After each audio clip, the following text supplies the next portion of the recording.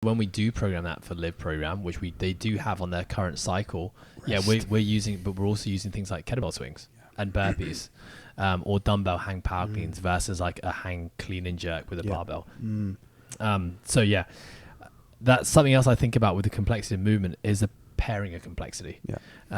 So we saw in one of our classes today where we hadn't got it quite right, and we were looking at a TFL class, and we had programmed hack squats with a foam roller against the wall, which is a great exercise for the quads, combined with Romanian deadlifts with a dumbbell and single arm landmine presses.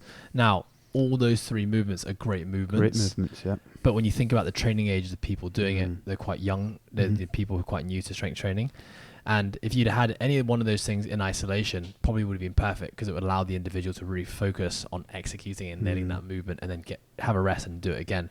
But when you've got three movements to have to do back to back to back, even though there's some rest built in, that's just a lot to remember for a beginner. The brain, yeah, exactly. So the nervous system gets overloaded, and we end up wasting time and energy just learning how to do the movement versus actually doing what we wanted to get out of the movement, which is get strong or build some muscle or work close to failure. So I think, just thinking about the movements that you're pairing with, I think another thing with the complexity that you just made me think about with the front loaded, back loaded, is you've also got to think about things like range of motion and movement. So for example, I remember doing a drop in, I think I was in Spain, and the workout was bench press as their A work, and then it went into some fatigue based squat snatching. Now, I understand the intention was the bench press was going to be heavy bench pressing, and then the squat snatching was going to be lighter.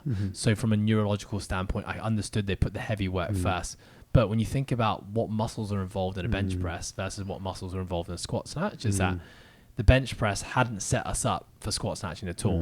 And the way that the class flowed was that there was no time to warm up the squat snatches. So basically you went from not using your overhead position, not using your squat, not using much coordination, to being like, okay, now you're gonna have to do that full range of motion. Exactly, like the fullest range of motion movement you could possibly do with a barbell. And I just thought straight away, like, this is where a programmer needs to think about these kind of things.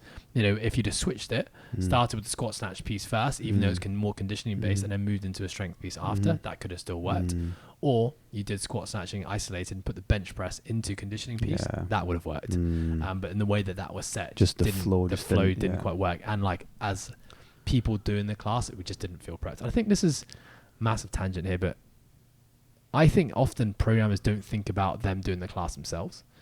Because I often see people write programs, and I think that just doesn't, that the flow of that, or just the points that we just touched on already, doesn't make sense. And then I think about the person programming it, and I'm like, you wouldn't do that. So I think the easiest thing to think about is, like, I always put myself, and I think this is the advantage that we both have, is that we do the programs that we write. So you kind of get first-hand experience in what you've written to see if it was actually good and how you can improve it. But I'm always thinking, when I'm writing it, thinking about me flowing through the class and being like, would this make sense and would this feel good if I was doing it?